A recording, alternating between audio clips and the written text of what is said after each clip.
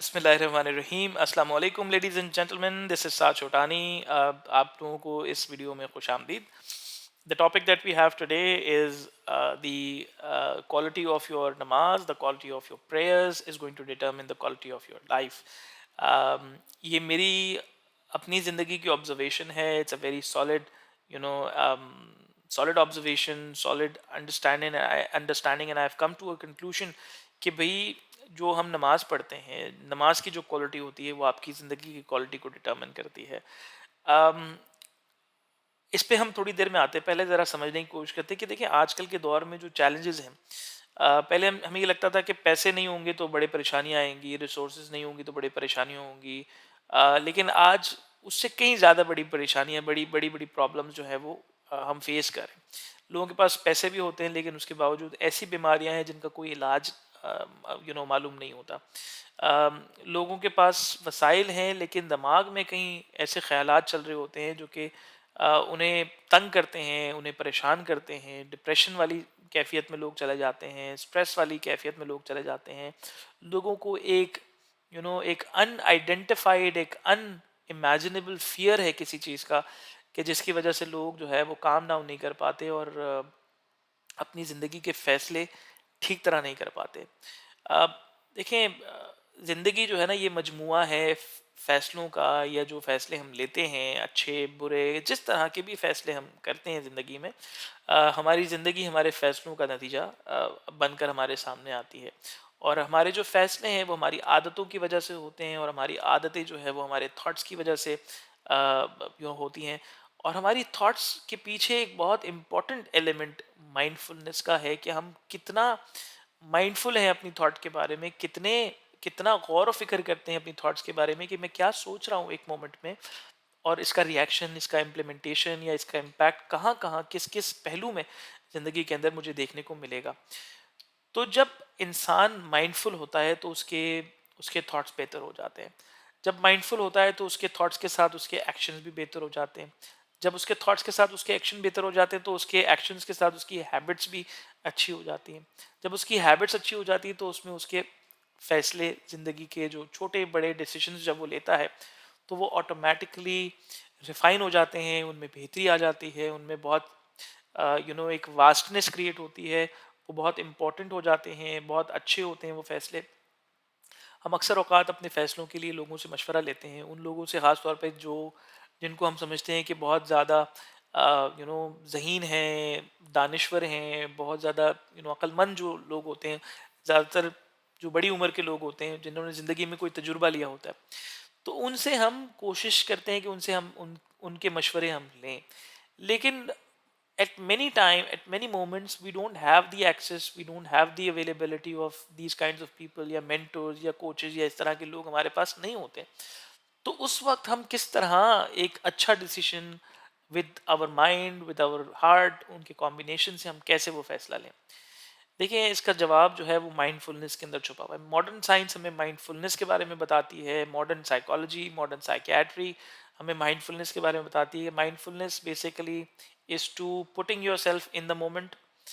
सोचना, एक मोमेंट में रहना, हालात को देखते हुए उसके अपकमिंग कॉन्सिक्वेंसेज, अपकमिंग इम्पैक्ट्स को देखते हुए सही फैसला लेना, और राइट इन द मोमेंट सोचना। यानी पास्ट को लेके अपने प्रेजेंट को ख़राब ना करना, या फ्यूचर की कोई एप्रीहेंशन या फ्यूचर की कोई कोई फ्यूर फियर को लेके अपने प्रेजेंट को, मोमेंट को ख़राब ना करना, ये माइंडफुलनेस है। अक्सर हमारे फैसले इस वजह से ज़्यादा फॉल्टी हो जाते हैं, ज़्यादा फ्लॉड हो जाते हैं, क्योंकि हम अक्सर अपने फैसलों में फ्यूचर एप्रीहेंशंस को रखते हैं, या कहीं ना कहीं हमारे फैसलों के अंदर जो है हमारा पास्ट जो है, या हमारा जो माजी है, उसकी जो खराबियां या उसके जो मसाइल या उसकी जो फेलियर्स या नाकामियां होती हैं, वो कहीं ना कहीं हमारे फैसलों के अंदर झलक रही होती है, और वो फैसले फिर फ्लॉड होते हैं। उनका जो नतीजा निकल के आता है वो उतना डिज़ायरेबल या उतना आइडियल नहीं होता। सो इसलिए मैं इस नतीजे पे पहुंचा हूँ कि जो नमाज है, मुसलमान के लिए स्पेशली, ये माइंडफुलनेस का सबसे इम्पोर्टेंट, सबसे क्रूशल, सबसे ज़्यादा इफ़ेक्टिव टूल है।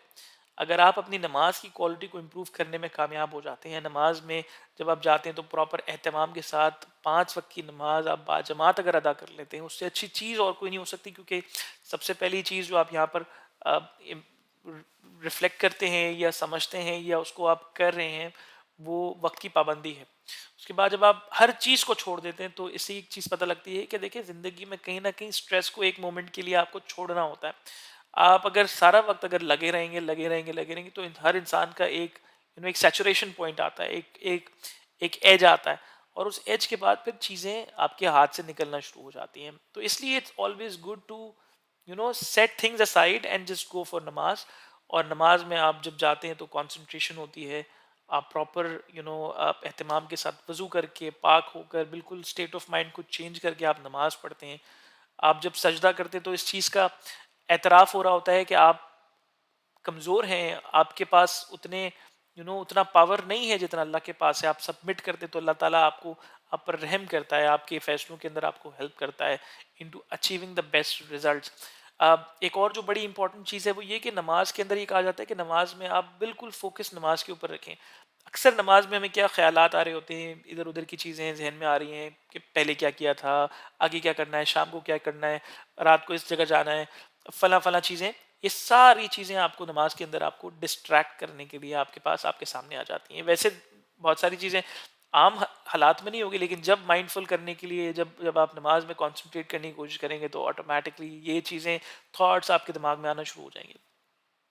तो जब आप इन चीज़ों को कंट्रोल करने में सक्सेसफुल हो जाते हैं और फिर ये रिगरस ट्रेनिंग है, जब आप 5 वक्त अ, एहतमाम से जब आप नमाज पढ़ते हैं तो ऑटोमेटिकली आपके अंदर एक सुकून, एक ठहराव, एक रिलैक्सेशन वाली जो फीलिंग होती है that okay everything will be fine. If I don't do that it doesn't matter. I have to go to namaz first. I have to offer my prayers first and remember Almighty. तो फिर अल्लाह ताला automatically आपके अंदर एक ठहराव, एक mindfulness वाली एक स्टेट, आप जब अपने फैसले करेंगे तो उसमें आपको लगेगा कि हाँ वाकई आप उसको ठीक तरह से कर रहे हैं। आपके अंदर कोई जल्दबाजी नहीं होगी, आपके अंदर कोई डिले नहीं होगा। आप इन द मोमेंट आप चीज़ों को लेके आप मैन्यूवर कर रहे होंगे और आप देखते जाएंगे कि किस तरह चीज़ें ऑटोमेटिकली आपके लिए बेहतर बनती चली जाती हैं। सो इसलिए मेरी ये आप सबसे गुजारिश है कि इसको आप करके देखिएगा, इसको प्रैक्टिस करके देखिएगा। ये मेरी ज़िंदगी का अपना पर्सनल एक्सपीरियंस है कि जैसे जैसे हमने नमाज की क्वालिटी को इम्प्रूव किया या मैंने नमाज की क्वालिटी को इम्प्रूव करने की कोशिश की, उसी के साथ साथ पैरेलल मेरी ज़िंदगी की क्वालिटी भी इम्प्रूव होना शुरू हो गई। नमाज सिर्फ एक पहलू है, इसके बाद फिर और बहुत सारे अरकान इस्लाम है। आप उसके अंदर जब आप खुलूस लेकर आते हैं, रियाकारी को ख़त्म करते हैं, अपने अपने इखलाक को बेहतर बनाते हैं, अपने ताल्लुकात को लोगों के साथ बेहतर बनाते हैं, अपने ताल्लुक को अल्लाह के साथ बेहतर बनाते हैं, जहन को पाक रखते हैं, दिल को पाक रखते हैं, तो चीज़ें ऑटोमेटिकली आपके लिए आकर होना शुरू हो जाती हैं।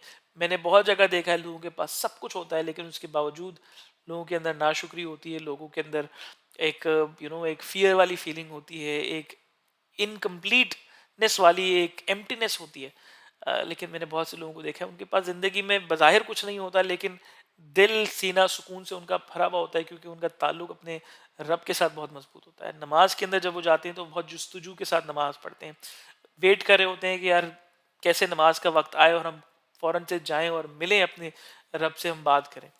तो ये इंशाल्लाह आपकी ज़िंदगी के अंदर भी ज़रूर कहीं ना कहीं इसका इम्पैक्ट आपको आएगा और मिलेगा। आप इसको ट्राई करके देखिएगा।